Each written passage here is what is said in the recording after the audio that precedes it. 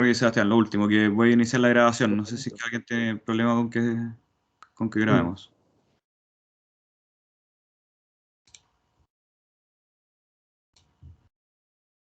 Parece que tenemos Bueno, que cargar. Así que por ahí está la cosa. Bien, ya para no quitar más tiempo, reitero nuevamente la gratitud por su presencia. Igualmente agradezco al CADE nuevamente, junto con Juan y toda la gestión que está por detrás para dar la oportunidad a realizar esta charla que tenía preparada desde hace un tiempo por motivos externos, ¿ya? Y un agrado poder compartir algo de mi interés, que es el Antiguo Egipto, hacia ustedes para que iniciemos como un interés hacia la historia antigua y veamos que no es tan lejana a los tiempos actuales, ¿ya? La charla, como la titulé, fue Mujeres y Política en el Antiguo Egipto. Ustedes se pueden decir algo como un poquito confrontacional, algo como revelador, pero más que nada es enfocar este rol de las mujeres y la política al interior de el variado tumulto de transformaciones estructurales que se genera a principio de la dinastía 18. Y ahora ustedes se preguntarán, o sea, ¿por qué te enfocas tan solamente en el comienzo? O sea, ni siquiera en el desarrollo completo de una dinastía, te enfocas solamente en algo poco. Para comenzar, y contextualicemos dentro de la temática, hay que tener en consideración que la historia del Antiguo Egipto es demasiado amplia, ¿ya? Es demasiado amplia, son más de 3.000 años de historia, ¿ya? En donde podemos ver aquí en esta línea temporal, se divide en una época arcaica, la cual está dividida en dos, en una época arcaica, como se menciona, y una época predinástica, ¿ya? Que es anterior a la formación de los primeros reinados dentro del Alto y Bajo Egipto, ¿ya? Después ya con la unificación de esto por el rey Narmer se inicia el Imperio Antiguo o Reino Antiguo. Ahí todavía hay un debate, si muchos de ustedes ya consultan bibliografía como académica, muchos dicen imperio, otros dicen reino, es un debate abierto a discusión, ¿ya?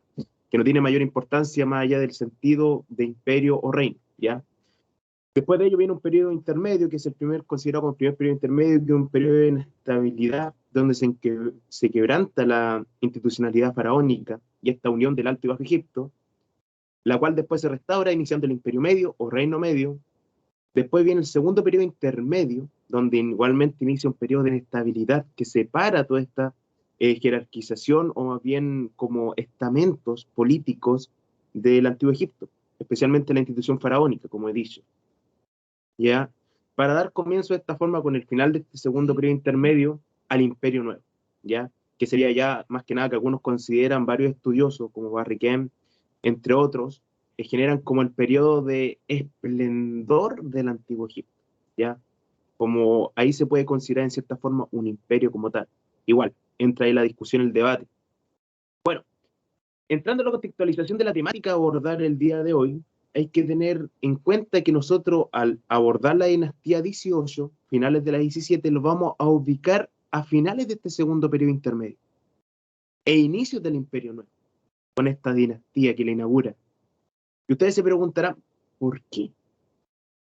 Porque hay que recordar que entre este quebrantamiento que existe hacia la institución faraónica dentro de este segundo periodo intermedio, por medio de la invasión prolongada de un pueblo extranjero que vamos a estar analizando, se genera nuevos objetivos hacia la institución faraónica, lo cual conlleva una nueva reestructuración del poder, ante lo cual la mujer, que a diferencia de periodos anteriores toma un mayor rol protagónico y en una equidad de condiciones junto a la figura faraónica, como vamos a estar viendo. Por eso nos vamos a enfocar dentro de este espacio temporal, ¿ya? Ahora, dentro de la contextualización espacial y política, tenemos que ver que ya en este segundo periodo intermedio existe un total división de lo que es Egipto. O sea, desde su delta, en la parte baja, hasta Nubia, en la parte alta, totalmente dividido. ¿Por qué? Aquí dentro del principio de este segundo periodo intermedio llega el pueblo de los Ixos, un pueblo proveniente probablemente, como se dice en algunos especialistas, desde la franja siro-palestina. Llegan y se entablan paulatinamente, o sea, tomando la visión de lo que nos plantea Carmen Mayans, nos dice que paulatinamente desde el Imperio Medio venían llegando estos pueblos extranjeros a Egipto, atraídos por la estabilidad sociopolítica. Y al ver que se genera este proceso de paulatino de división de este reino, se aprovechan y se entablan con su capital en Avaris.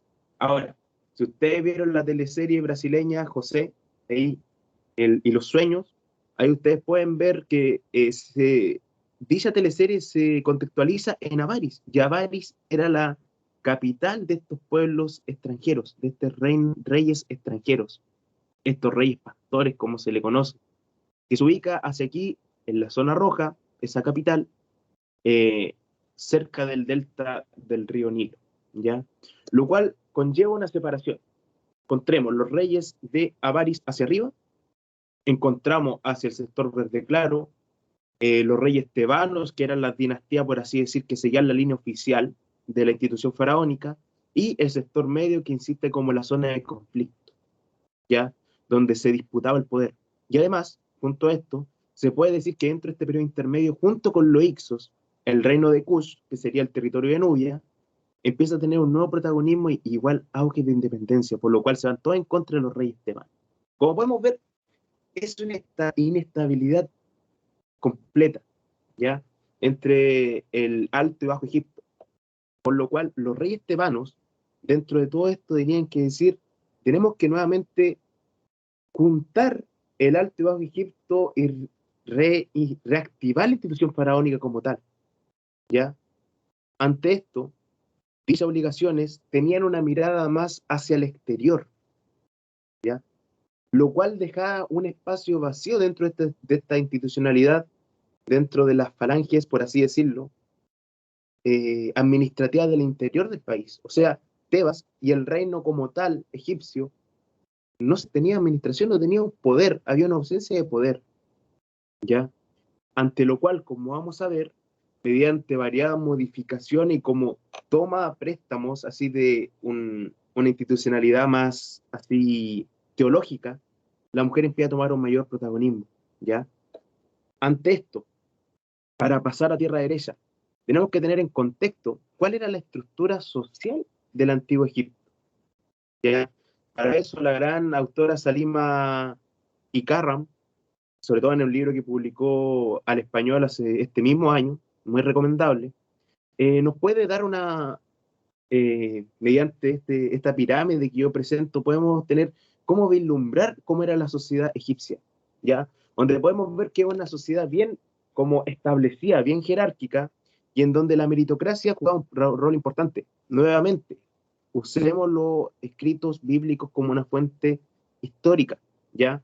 Y podemos ver en el texto en el cual se explica la historia de José, el que ya hablábamos de antes, que inspiraba la teleserie, ahí con la capital de Navaris, podemos decir que aquí se ve muy bien cómo alguien de pasar a ser esclavo puede pasar a ser el visir o el segundo al mando de la institución faraónica. O sea, la meritocracia en esta sociedad jugaba un rol muy importante. Antes podemos ver que la cabeza de todo era el rey o el faraón, seguían el visir o los visires, consejeros reales, cortesanos y oficiales locales de alto rango, donde entraba principalmente los escribas ya en este rol, los cortesanos y oficiales de locales del medio, más bien administrativo, etcétera, etcétera. Podemos ver que es una institucionalidad bien jerárquica y todo giraba en torno hacia la institucionalidad, hacia la administración de la institucionalidad, ¿ya?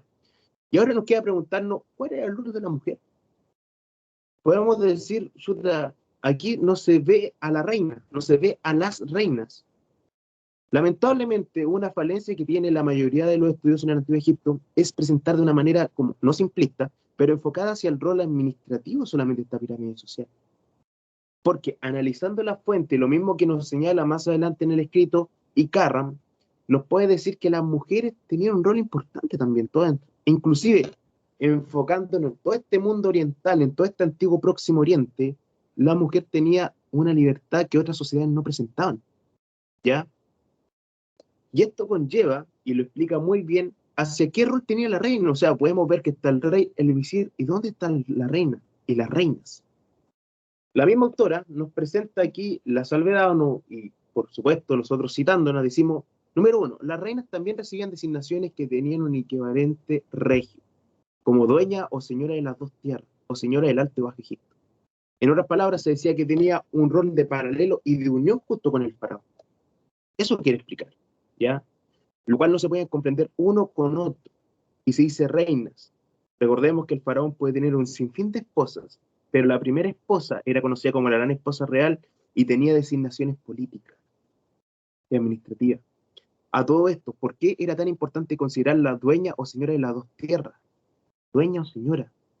Recordemos, y esto, o más que nada, contextualicemos, que dentro de la escritura faraónica siempre se describe al faraón como el dueño de la gran casa, o como la gran casa faraón. Esa era la institucionalidad, la gran casa. Ahora, podemos decir que las señoras se pueden significar, o sea, entrando al lenguaje egipcio antiguo, podemos decir que decirle dueño o señora significaba que era copropietaria de dicha casa, o que era también administrativa de dicha casa, ¿ya? Y ahí, para no alargarlo mucho, podemos entrar a deducir miles de fuentes, que ahí recomiendo mucho leer los textos de José Miguel Serrano, donde se presentan variadas fuentes sobre el Antiguo Egipto. Ahí se puede también deducir cómo se conlleva este rol parejo entre ambas instituciones, ¿ya? Pero ahora, ya volviendo al tema que nos convoca, que estuvimos presentando al principio, se puede decir que la reestructuración para el comienzo de la dinastía 18, perdón, inicia por medio de este conflicto. O sea, ya estamos viendo, están los Ixos afuera, está el reino de Kush abajo, y están los reyes tebanos y los faraones tebanos tratando de opacar todo eso y volver la estabilidad como el orden total al Alto y Bajo Egipto. ¿Qué lo sucede acá? Se estaban enfrentando un bloqueo político y económico entre ambos reinos, los Ixos y el reino de Kush, hacia los reyes tebanos. Se llevan a cabo varias campañas militares, pero el que concluye y exilia totalmente de Egipto a los reyes Ixos es el faraón Amosis o Amoses, que es el que se presenta en la imagen. Aquí, Teresa Bedman con Francisco Valentín, que han estudiado mucho este tema de la dinastía 18, de hecho son uno de los especialistas mejores que encuentro yo en habla hispana sobre dicho periodo, presentan que dicen que dentro de este rol de la liberación de Egipto, el exilio de los Ixos, también se ve otro papel que toma la mujer, principalmente la esposa, la primera esposa o la gran esposa real del rey Amosis, que sería James Nefertari. No es la Nefertari que vimos en la teleserie de Moisés, que está con Ramsés, no, este es James Nefertari, es como el segundo nombre de Nefertari, ¿ya? Dicha reina toma un papel muy importante dentro de la administración del reino. Entonces, su papel, donde se le consideraba a la reina como parte de esta institucionalidad, se vuelve como un ente parejo hacia el faraón, o sea, en igualdad de condiciones. ¿Y por qué se pueden decir eso? Porque frente a legitimarse como rol administrativo, esta reina, o probablemente los consejeros o la sociedad administrativa, ahí podemos entrar en discusión y falta lectura de fuentes más exactas, se dieron cuenta que tenían que legitimar su poder para que juegan ese rol administrativo, ¿ya? Y ante esto, mediante algunas estipulaciones teológicas que se generan en el Imperio Medio, Amén Nefertari toma el papel o es designada como la esposa del dios, tal cual, la esposa del dios, enfocada hacia Amón, que es el dios tebano, ¿ya? Ahora, se puede decir que la esposa del dios es un alto título sacerdotal, o sea, ya vemos que las mujeres, y ahí estuvimos fijándonos en la cita de Icarra, nos dicen que la reina siempre juega un papel sacerdotal, principalmente enfocado en la religiosidad. Pero al ser designada esposa del dios, le designaba un papel directo como intermediaria entre la divinidad y la humanidad. Por lo cual, al ser esa intermediaria directa, la ponía en igualdad de condiciones que el faraón, que era el dios hombre o el dios vivo. ¿Ya? O sea, no existía diferencia esa confrontación entre la divinidad y lo terrenal, lo humano, ¿ya? Lo cual la legitimaba en su rol administrativo, que estuvo jugando bien importante al principio de esta dinastía, ¿ya? Como otros papeles, aparte del rol administrativo que tenía junto con el Antiguo Egipto, era la encargada del clero Amón, ¿ya? Y se genera esta equidad del poder faraónico, ¿ya? Más bien eso. Y no se queda hasta ahí. Recordemos que este título sacerdotal es heredable. Por lo cual podemos ver que ya con Ahmes Nefertari y Teresa Bedman lo anuncia muy bien, inicia un proceso de conformación de como una dinastía matrilineal paralela a la institución faraónica. ¿Ven? Entonces, podemos decir que tuvo una gran trascendencia. E inclusive aquí pongo textualmente lo que nos dice Bedman y Valentín, ya en su escrito, muy recomendable. Se puede decir, todos los especialistas están conformes que este título, o sea, de esposa del dios, cuyo origen se remonta al Imperio Medio, fue utilizado por primera vez durante la dinastía de Ahmes-Nefertari. O sea, se usó ya, estaba escrito anteriormente, pero tuvo una real connotación y titulación hacia este imperio. Ya explicamos las razones por la necesidad de legitimación probable. ¿Ya? Y lo hizo, no por ser reina o madre del heredero real, sino como detentadora del desempeño de un trascendente papel religioso que ella aportaba de modo personal a la institución real. O sea, jugaba un rol importante dentro de la administración. Como dije, era un rol de equidad, o mejor dicho, igualdad ante la institución faraónica. Y lo cual, lamentablemente, el faraón, por lo que se sabe, murió primero, Amoses murió primero, y Amnes Nefertari siguió detentando su puesto número 1 como esposa del dios y número 2 como la hija del faraón posteriormente, ¿ya? Amenhotep primero. Y por lo cual se sabe, y encima queda claro en la cita, como dice acá, queda claro que esta gran mujer que vivió durante los reinados de Amosis, Amenhotep I, su hijo, y el principio de Tutmosis I, tuvo mucho que ver con el control y la orientación de los acontecimientos políticos. O sea, donde se fijaba esta administración real de esta línea matrilineal con este puesto de la esposa del dios, ya sucede que esto conllevó a que mujeres, o sea, la esposa de Tutmosis I, y después como vamos a ver, la nieta de esta reina Amennefertari e hija de Tutmosis, la primogénita de Tutmosis I, tuvieron un rol importante dentro de la política, y al mismo tiempo ella, al tener ese puesto, también tenía que administrar su descendencia. O sea, ¿a quién le cedo este puesto cuando yo no esté en condiciones de ejercerlo? Por lo cual tuvo gran injerencia dentro de la política. Recordemos, este puesto la ponía en equidad de condiciones o igualdad de condiciones con el faraón. ¿Ya? Entonces, puesto esto, él, cuando surge uno de los más grandes protagonistas, y que me voy a enfocar totalmente lo que queda de la charla hacia ella, la gran mujer del Antiguo Egipto, que es poco recordada, que sería Hatshepsut, como aquí coloqué acotando al libro de Bedman, se puede decir que fue la reina que pasó a ser faraón de Egipto.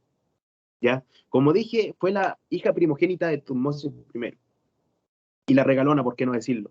Revisando parte del templo de Karnak que hizo su padre, o también la tumba de Tutmosis I dentro del Valle de los Reyes, se pueden ver variadas figuras iconográficas donde se explica que fue la primera mujer que tuvo una regencia en paralela con su padre faraón. O sea, no tuvo una regencia en el sentido de porque el faraón no podía ejercer. Después la tuvo, pero tuvo un paralelo con su padre. Tuvo injerencia dentro de la política muy temprana edad. De hecho, su abuela, Amenerrefertari, la titula como esposa del dios en su cumpleaños número 15 aproximadamente, por lo que nos dicen las fuentes. ¿Ya? Ella, al ostentar este poder, inicia en paralelo, se puede decir, su regencia con Tutmosis I. ¿Qué es lo que acontece?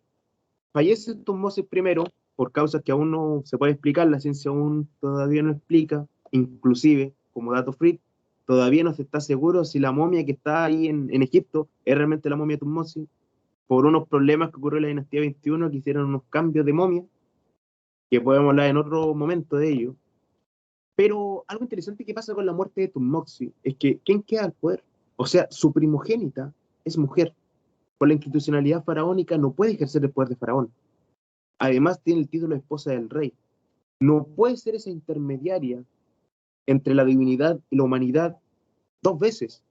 Son roles paralelos que confluyen dentro del poder, pero no pueden ser al mismo tiempo los dos uno. Entonces no puede ejercer el poder de Hatshepsut. ¿Qué es lo que pasa? Tutmosis I tuvo un hijo con una segunda esposa, que era el Tutmosis II. ¿Qué es lo que sucede acá? Tutmosis II no podía ejercer el poder, no podía ser faraón, porque no era hijo primogénito ni tampoco era hijo de la gran esposa real.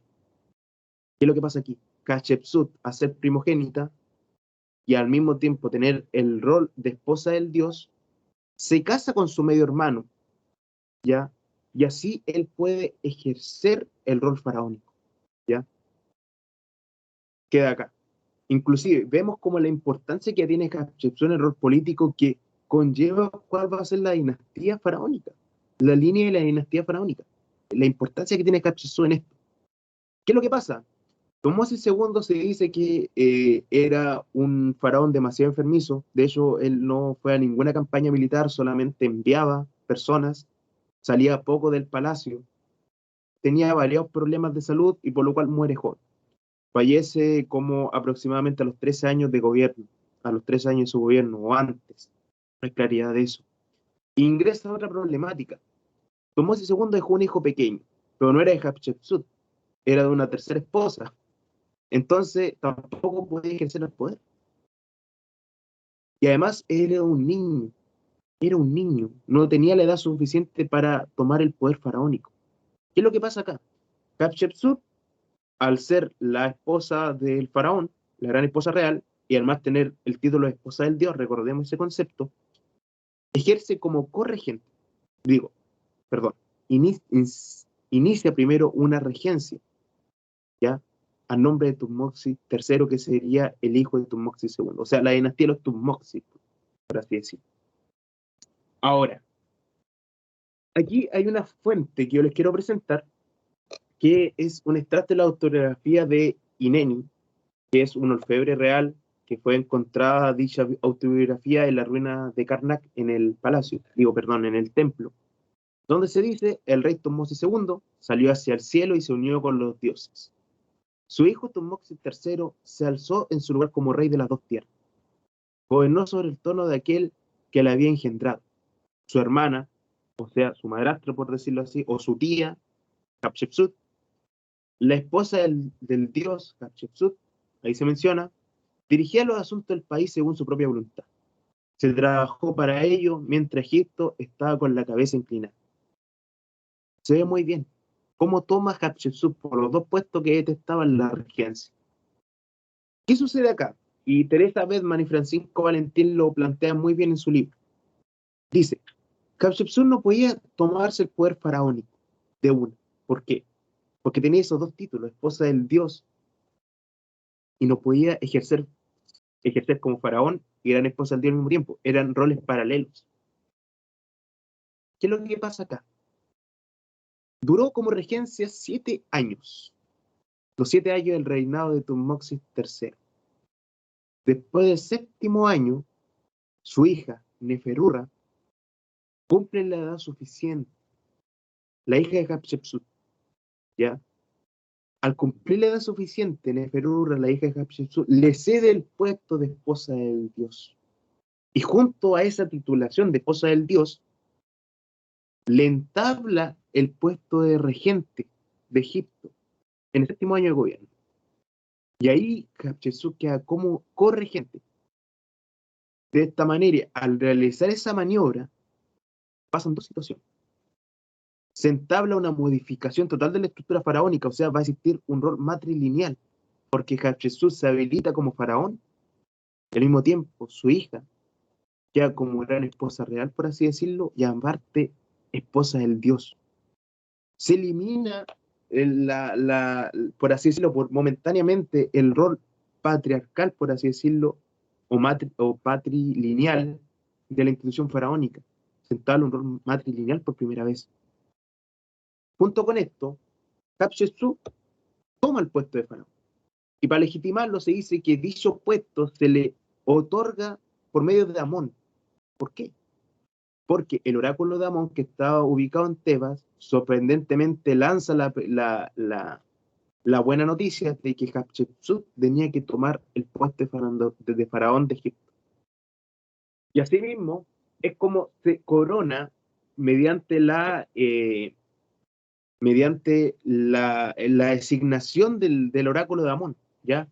Y nuevamente se nombra Mat-Ka-Ra, ¿ya? Mat-Ka-Ra era su nombre de faraón, o faraona, por decirlo así.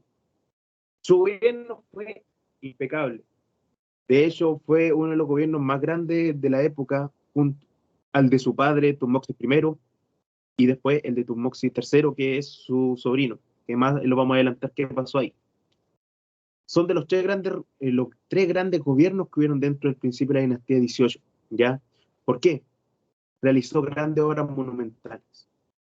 Un ejemplo de eso, el tan popular ir a visitarlo, si uno visita Egipto, el templo de Deir el-Bahari. Deir el-Bahari. Un templo dedicado al dios Amón, donde cuenta todo su relato, ¿ya? Hace frente a la revuelta nubia. Recordemos que ya hacia el Alto Egipto, ya en los territorios nubios, en el reino de Kush, se está tratando, junto con ese proceso de inestabilidad, avanzar hacia la dinastía tebana y tomar control de Egipto, los nubios. Se retiene militarmente, Hatshepsut realiza eso, retiene ese avance, esa revuelta nubia. Se mantiene como labor expansionista de Tutmosis I hacia el Bajo Egipto, hacia el Delta, e inclusive sobrepasa parte de la Franja Siro-Palestina, ingresa a ese sector, mantiene esa obra, ¿ya? Y también un rol muy importante, realiza una gran expedición a la tierra de Punt. La tierra de Punt no se sabe dónde está ubicada exactamente la historia. O se sabe que era un territorio africano, donde principalmente se extraía mirra e incienso, ¿ya? Egipto siempre tuvo contacto con Punt. O sea, le compraban a los socios, le compraban, por decirlo así. Pero nunca hubo una expedición que los egipcios fueran a Punt. Hatshepsut realiza la primera expedición en nombre de Amón a la tierra de Punt. Una gran expedición que ahí se pueden ver en los relevos, ahí les presento una foto, en los relevos de lo que sería parte del templo de Deir el-Bahari, que se presenta en esta iconografía, ¿ya? Y como ya estuvimos hablando, se entabla una posible construcción de una dinastía matrilineal. O sea, el rol que toma su hija como esposa del dios, ¿ya? Y al mismo tiempo como posible esposa real, la entabla como la reestructuración de la institución faraónica, ¿ya? Todo esto va en el contexto, como estoy diciendo yo, toda esta obra de gran escala que realiza en su gobierno, entendámosla que se realiza por el deseo de legitimación. Era como la primera vez en mucho tiempo donde una mujer entabla el rol como si de faraón, ¿ya? Por lo cual conlleva de variados problemas. Y ante esto se genera la problemática de cómo legitimar su poder. Ya vimos, grandes obras, grandes expediciones, que se ha recordado su nombre por varias generaciones, pero al mismo tiempo está la apelación al mito de la teogamia. En una parte se puede decir que ya, esto se entabla cuando el de Amón la designa como faraón en el séptimo año de gobierno de Tutmosis, de regencia. Pero va más allá. Si uno revisa parte de la iconografía que está presente en el templo de Deir el-Bahari y parte también de la segunda tumba real de Hatshepsut, o sea, la que está ubicada en el Valle de los Reyes, se pueden ver iconografías así, como la que está acá arriba y les presento, donde podemos ver que genera un mito total acerca de su nacimiento. Ella se entabla, dice, mi padre era Tutmosis I, pero él no me engendró. Fue Amón el que bajó desde los cielos, tomó el cuerpo de mi padre y me procreó hacia mi madre. E inclusive, y Teresa Bedman lo explica muy bien, lo explica como un cuento, realmente como la revisión de esta iconografía, se dice que Hatshepsut al nacer se presenta hacia los dioses. Amón va, la recoge y se la presenta como su hija al resto de los dioses. Lo cual aquí en la imagen vemos muy bien cómo Amón presenta a Hatshepsut recién nacida hacia la diosa Sekhmet. ¿Y por qué coloco a la diosa Sekhmet? La diosa Sekhmet es muy importante en el Antiguo Egipto. O sea, aquí nosotros yo les presento, esta es la diosa Bast, la diosa gato. La diosa Bast era la diosa de la protección del hogar principalmente. Pero tenía una evolución, por así decirlo, o tenía una transformación de la ira. Y era la ira, era convocada la diosa Leona, que era la diosa Sekhmet, la diosa de la ira y la destrucción. ¿Por qué es importante esta iconografía y por qué también se vincula tanto a Hatshepsut con Sekhmet en algunas partes? o con la diosa Hathor, que es la diosa vaca, se puede decir porque ambas diosas institucionalizan el poder, la ira y como por así decirlo, endurece la institución faraónica. O sea, que dice, yo puedo ser un dios de amor, pero al mismo tiempo soy un dios vengativo, soy un rey vengativo. Tened cuidado conmigo. ¿Ve? Entonces, muy importante esto y también la apelación al mito de la teogamia. ¿Ya? Por otro lado, se celebra su fiesta del Hefset, que ahí pueden leer a Barry Ken o también Salima Ikram, donde exponen muy bien que la fiesta de la cera era muy importante para los faraones, pero Hatshepsut la realiza antes.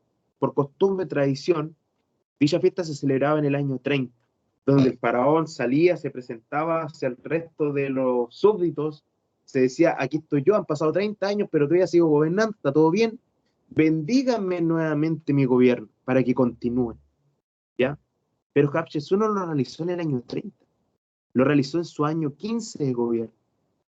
Aquí no hay una conclusión exacta, son teorías, y una de las que más tiene como peso, se puede decir que Hatshepsut vincula el mito de la teogamia con la celebración de la fiesta de la Hefset o fiesta de la Set, siendo que ella realiza la contabilidad para realizar dicha celebración cuando su abuela le cede el puesto de esposa del dios, calculando ahí aproximadamente da los 30 años para la celebración de dicha festividad, ¿ya? Por lo cual entra otra idea ahí. Hatshepsut probablemente al hacer esto legitima su poder como faraona y al mismo tiempo trata de unificar el rol de esposa del dios con ser faraona. Algo opuestos quedan en paralelo, se unifican, ¿ya? Y por último punto, da que pensar, solamente son teorías. Y por último, se puede decir que también el uso de la tradición simbólica faraónica. Dentro de los años que tuvo Hatshepsut en el gobierno, se puede ver, como lo vimos anteriormente, sus estatuas tenían bien rol femenino, o sea, sus pechos, sus facciones del rostro, bien finas, que al mismo tiempo con el tocado faraónico. ¿Qué es lo que ocurre hacia el final de su gobierno? Toma rasgos más masculinos. No se puede explicar por qué. Se le eliminan sus pechos, como podemos ver en la imagen de acá, parte de las estatuillas presentes o que quedaron dentro de lo que era el templo de Ir Bahari. También la esfinge que está arriba, la perilla, las facciones más gruesas, totalmente masculinizadas. Todo eso se explica, más que nada, cómo usar la imagen faraónica en su totalidad. Que la vean como no se sabe que si es hombre o mujer. No hay explicación absoluta, no hay una fuente que diga por qué ocurrió esto, pero se puede decir que ocurrió. Y puede entrar en la discusión que dicho se explica por medio de esta necesidad de legitimación. Pese a todo esto, nos genera una problemática, que no sabemos cómo termina su gobierno. O sea, sabemos hasta aquí que realizó grande obra, que se trató de legitimar, fue una gran faraona, pero ¿cómo termina su gobierno? Lamentablemente, sufrió ella, al igual que otro faraón de esta misma dinastía, la damnatio memoriae, que traducido al latín sería como la condena de la memoria, en donde desapareció, trató de desaparecerse totalmente de las obras arquitectónicas, su nombre y su imagen. Podemos ver parte de algunos de los murales que se borró su nombre, su imagen, dentro de su, tanto de su tumba como del palacio, el templo de Deir el Bahari, ya se cubrió. Lo que entra en la duda que muchos dirán, fue el sobrino, fue Tutmosis III el que realizó esto. De hecho, no. Y Teresa Bedman, examinando cuidadosamente la tumba del que fue Tutmosis III, se puede ver que no contrajo ira contra su tía. No tenía un resentimiento de que le usurpó el puesto faraónico. No se sabe qué pasó ahí, cómo ejerce el poder Tutmosis III y cómo cede el poder Hatshepsut. ¿Por qué? El damnatio memoris queda en escasez de fuentes y se generan vacíos en la historia.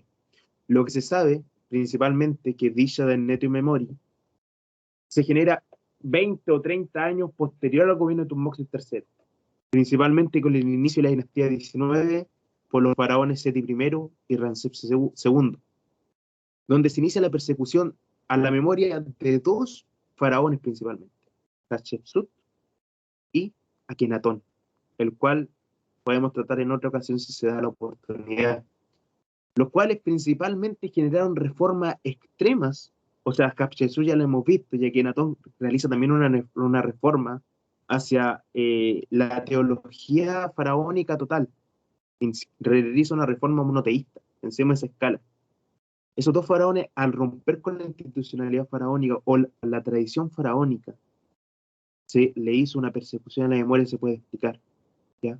E inclusive es extraño, porque dentro de esta dinastía, estos dos faraones también se crea la lista real faraónica y se ingresa a los Ixos, o sea, a estos reyes extranjeros que estuvimos conversando al principio, como parte de la línea oficial de los faraones. Lo cual ya Barriquén dice que eso puede ser como el reflejo de la visión simplista y lineal que tenían los egipcios de la historia. Pero, ¿por qué se aceptaron a los Ixos y se persiguió a estos dos faraones? ¿Ya? Más dudas que respuestas. Lo único que podemos decir es que encontramos su momia, ¿ya? Ya en el año 2000 y tanto, perdón, hacia la década de los 90 recién se encontró su momia, hacia los 2000 se pudo identificar como tal. Sabemos que Hatshepsut falleció a los 45 años aproximadamente. Falleció principalmente, permiso, el computador que está descargando, cosas que pasan de la virtualidad. Perdón, perdón. Bien.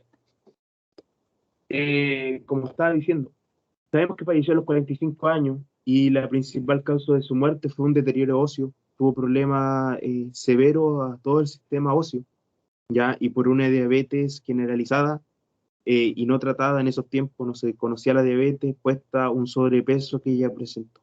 Por eso falleció a tan temprana edad.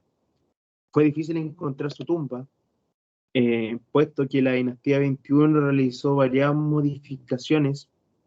De hecho, se sacaron la momia de su tumba, se les trabajó nuevamente y se les volvió a enterrar. Dentro de esto, las dos tumbas de Hatshepsut estaban perdidas, ¿ya? Y también su momia. Por eso costó identificarla e inclusive encontrar su tumba, ¿ya? Pero ya está con nosotros, hasta el momento se puede ir a visitar en el Museo del Cairo, ya en Egipto. Y para ir finalizando, la idea de esta presentación, como dije, es, número uno, generar un interés por el estudio del Antiguo Egipto, pero también para que nosotros realicemos preguntas. Veamos, no acotando que la historia sea lineal ni tampoco se prediga, ¿ya? Sino que también analicemos en qué sucesos nosotros también hemos ahorcado o hemos abonado el Dendato en memoria de mismos protagonistas de nuestra historia o de la historia universal.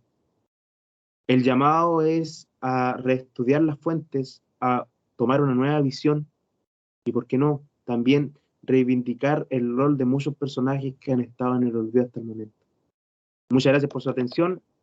Espero que haya sido de su agrado. Todo. Juan, todo tuyo. Oye, qué interesante, Sebastián. Sí, o sea, qué interesante toda la historia de ella, de Hatshepsut. ¿Cómo, oye, ¿cómo se pronuncia? De nuevo, No, está bien. Hatshepsut. Hatshepsut. Em, Qué interesante toda la historia de ella. Qué interesante. Es interesante ver como a mujeres gobernantes, porque creo que muchas veces a lo largo de la historia tienen como otras prioridades, como otros roles y, y mucha resistencia generalmente, porque como que desde que existen las sociedades como complejas, jerarquizadas, se ha relegado a la mujer a un segundo plano en el sentido del en, en comparación con el hombre en cuanto a la capacidad como de gobernar, o sea, no la capacidad, sino que al hecho de gobernar. Entonces es interesante que las mujeres siempre son como regentes, no más, como que siempre están como lo máximo que pueden aspirar es como a estar al mismo nivel del hombre. Pero sin embargo, vemos varios casos de mujeres gobernantes a lo largo de la historia que, que han tenido incluso más poder. Y muchas veces veo, bueno, lo que conozco historias que tienen muchas, como otras perspectivas también, otras prioridades, y es interesante la forma como ven. Qué lástima que se les, como por esta resistencia machista, se hagan estas cosas de, no sé, pues intentar borrarle la historia y al nivel de Akenatón, que Akenatón es, bueno, ahí hablaste un poco, pero lo que yo conozco es que es como la paria de toda la historia de Egipto, de cierta forma, porque trató de cambiar todo y todos lo odiaron y lo intentaron borrar. Exactamente. Entonces, qué lástima que esté Seniel. O sea, que le intentaran hacer lo mismo, porque es como el castigo máximo para los egipcios, de cierta forma, es como el que te borran de la historia. Qué bueno que no lo consiguieron y podamos conocer su historia hasta el día de hoy en esta instancia. ¿Dónde encontrar la momia al final, sabes o no? Eh, Dentro de la red de palacio de la tumba de los reyes, digo, del Valle de los Reyes. Es una Ya. ubicación que está conectada en un pasillo dentro de su segunda tumba. De hecho, no estaba ubicada en su segunda tumba, estaba en un pasillo adherente a su segunda tumba. Y el Valle de los Reyes es el lugar donde están, o sea, sé que es un lugar donde entierran, han enterrado a muchos de los faraones, pero ¿es el mismo lugar donde están las pirámides o es un lugar distinto? No, es un lugar distinto. Aquí está ubicado principalmente en Tebas, cerca de Karnak, ¿ya? Y ahí donde se sitúan más que nada las dinastías del Imperio Medio y más que nada también del Imperio Nuevo, ¿ya? Se generan ahí como el descanso, por así decirlo. Aquí ya pasó la época de las grandes pirámides, eran tumbas más sobrias, eran grandes templos, por así decirlo. Ya. ¿Y qué época estamos hablando, más o menos qué año? Aquí cerca del 1500 aproximadamente, antes Ah, de Cristo. 1500. ¿Cuál es bien reciente dentro de la historia de Egipto como en general? Esto es los últimos cuartos del esplendor del antiguo Egipto. Ya, muy interesante tu charla, Sebastián. No sé si es que los chiquillos Muchas tienen gracias. alguna pregunta o alguien que le Una, haya quedado una alguna pregunta duda, algún comentario. por ahí. Pueden escribir en el chat o decir consulta, comentarios, lo que sea, por ahí.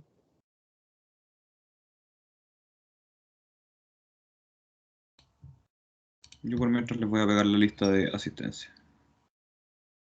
Catalina dice, ¿van a haber más charlas como esta? Eh, o sea, hasta... o sea, no sé si como de historia específicamente, pero seguimos con las charlas de la semana de bienvenida organizada por el CAE. ¿Sí? Ojalá sigan haciendo Pero esta charla en el futuro. sí, Dice, si se dice puede en el Catalina. futuro, van a haber más temas de historia.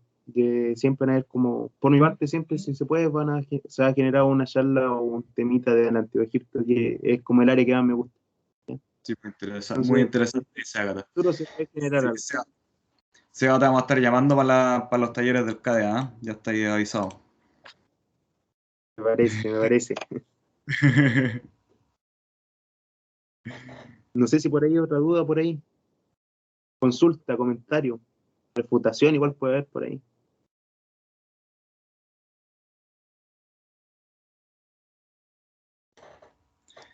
Les dejé por mientras, chiquillos, la lista de asistencia. Helen dice, es verdaderamente interesante saber más sobre el antiguo Egipto y más sobre el rol de la mujer en él. Sí. Ah, mira, me parece muy interesante. Te Eh, agradece igual ahí. leía, a mí, bueno, me gusta mucho la historia y me llegó ayer o anteayer un libro que pedí que los algoritmos de Instagram me recomiendan cosas que me gustan. Y me llegó un libro de la historia del mundo entero, en mapas. Y Bueno, sí, que ahí de repente te la va a compartir cuando no veamos. Está muy interesante. Entonces, justo ayer me puse a leer como de principio a fin. Y estaba leyendo un poco sobre... llegué hasta más o menos la parte del antiguo Egipto. Y hablaban de este más o menos de este periodo. O sea, me acuerdo porque leí del tema de Akenatón, que el hecho de que Egipto estaba con problemas internos por Akenatón y repercutió todo un sentido en la política internacional que tenían en el tiempo que estaban con sus detalles en la historia, en la batalla de Kadesh, que entre los Kadesh, egipcios y los hititas, que más o sí. menos desde esta época, yo creo. Un Y, poquito más y- adelante. y- un poquito más antigua la batalla de Kadesh. Esto es después de la batalla de Kadesh, yo creo, ¿no? Bueno, la batalla de Kadesh es con Ramsés II, que es como el más famoso un Ramsés poco de los II, faraones egipcios. dinastía 19. Dinastía 19. Yeah. Ah, y esta fue la 18. Entonces Ramsés un poco después, un poquito antes de Ramsés. Sí. Y que Inclusive Ramsés hay, es el que sale en la Biblia con Moisés y toda esa historia. sí, también podemos a futuro, si te gusta, se puede proponer eso con un compañero y harto material preparado respecto al mundo hitita, que también es el que confronta ahí a la batalla de Kadesh. Entonces, no, la invitación está hecha y ojalá se den más oportunidades porque se pueden realizar varias cosas así del mundo antiguo, ya tanto de Egipto, el mundo hitita, quién sabe algo del Jesús histórico, de los patriarcas. Ahí podemos generar algo entretenido. Me parece muy bien. Celina dice, me llama la atención que los inmigrantes Ixos crearan sus propios reyes al llegar al territorio. ¿Sabes un poco cómo se dio ese proceso de que los Ixos llegaran como a gobernar? Hay un paper muy bueno de Carmen Mayans que se llama Los Ixos no invadieron Egipto. Se llama así tal cual, un título bien vistoso, un paper. Se dice que fue paulatina la llegada. En este periodo de inestabilidad y sumado al Imperio Medio, es como que llegaron latentemente varios pueblos al extranjero. Porque Egipto era como ir a Suiza actualmente. Era como uno de los países con mayor estabilidad tanto política y armonía, tanto administrativa y también de recursos. O sea, era un valle. El Nilo le procreía de todo, le proveía carne, verduras, frutas, papel, agua dulce, que era muy escasa encontrar en varios sectores, y era todo así, era perfectamente un espacio donde vivir armónicamente. Entonces eso llamaba mucho la atención ya hacia después cuando se universaliza ya este mundo, empiezan a evolucionar ya entrando al periodo del bronce, llegan variados pueblos, entre ellos los Ixos, y esta autora plantea que llegan paulatinamente. Lo que ocurre es que toman parte de la esencia de la tradición egipcia, o sea, le copian más que nada después la cultura, los dioses, la construcción, digo, no la arqueología, sino que la arquitectura, etcétera, etcétera. Y posteriormente, cuando ocurre este periodo de inestabilidad, toman su papel protagónico y toman ese territorio, o sea, el territorio del delta, del Bajo Egipto, lo toman como propio y instalan su dinastía. Pero esa dinastía la pudieron, hablando más de historia ficción, probablemente puede haber surgido después más allá de la franja siropalestina o en otro sector de Apu. Ellos estaban creciendo como cualquier civilización que va evolucionando y iba a tener su periodo de auge. Y este periodo de auge justamente surgió cuando Egipto se divide por estas causas internas y toma su dinastía. Y ahí se conforma más que nada esos pueblos extranjeros. E inclusive a los Ixos no hay que menospreciarlo. Ahí Salima Ikram plantea que los Ixos tuvieron un rol muy fundamental en la historia del Antiguo Egipto. Le proporcionaron el arco, la flecha. Después, por eso las dinastías posteriores, la arquería egipcia era temida. Los carros de combate también le proporcionaron cómo usar los carros, el caballo, entre otros. Entonces, también fue más allá de veamos los que se le expropiaron el territorio y se posicionaron como dinastía. También es interesante ver cómo también se genera esta simbiosis cultural entre ellos y apoya para que Egipto después tenga el boom. E inclusive se puede vincular con lo que tú decías, pues, Juan, y por ahí mi compañero, no sé si estará por acá, lo puede también ahí entrar el debate, ¿por qué después se genera la batalla de Kadesh con el mundo hitita? ¿Y por qué después Tutmosis III es el Napoleón egipcio y llega a posicionarse un imperialismo total hacia el resto del mundo? ¿Ven? Claro, bueno, sí, de Interesante. los carros. Sí, lo que decís de los carros de combate es súper relevante porque era como la gran arma al desarrollo tecnológico militar eran los carros que no se los podían en ese tiempo, en la era del bronce. Después, igual interesante, ¿sabéis qué debe haber, Sebastián, en algún momento? Yo creo que sería interesante hacer una charla sobre algo que a mí por lo menos me parece interesante, que es el tema de las gentes del mar. De como las Claro, invasiones claro. al final de la Edad del Bronce que destruyeron básicamente toda la civilización, y que Egipto fue la única civilización que quedó después de las invasiones de estas gentes que son hasta el día de hoy desconocidas quiénes son. Ese yo creo que es un tema interesante porque es como el caso más impresionante de la historia de colapso total de la civilización. No, si por ahí puede surgir Eso está sobre bueno. esos temas. ¿Por qué sobrevivió Egipto? Sí, son los dos grandes sobrevivientes de ahí. Pero hay rogar que se den más oportunidades para poder compartir algo aquí un momento. Lo vamos a hacer, Sebastián. Sí, lo vamos a hacer. Pues de hecho queremos impulsar por el CADE más charlas desde como estudiantes hacia estudiantes. Y además un poco más en temas un poco más variados, porque estamos de repente como con charlas más como de, no sé, pues las estrategias de estudio que hacemos, tiempo, de administración del tiempo, pero queremos hacer un poco más de temas un poco más variados en cuanto a que sean más interesantes para los chiquillos, temas de historia, temas de ciencia. Así que vamos a estar impulsando eso en el futuro y de seguro te vamos a llamar.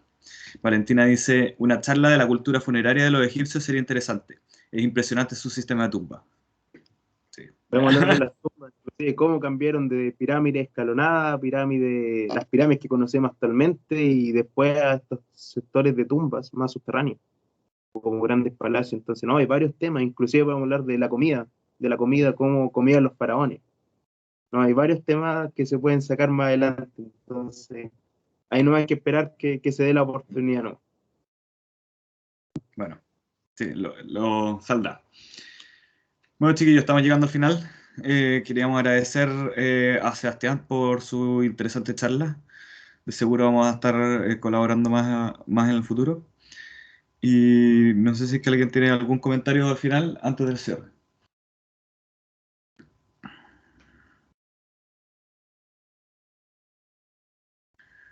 Bueno, muchas gracias por su atención. Esperamos tenerlo en algunas de las próximas charlas que vamos a estar organizando. Así que ahí atentos a las redes sociales del CADE, que vamos a estar publicando nuevos contenidos, nuevas charlas, y que ojalá les parezcan interesantes. Nuevamente, muchas gracias, Sebastián.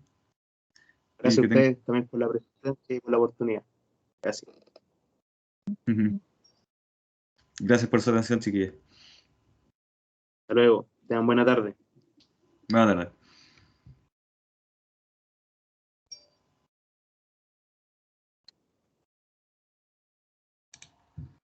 Detener grabación.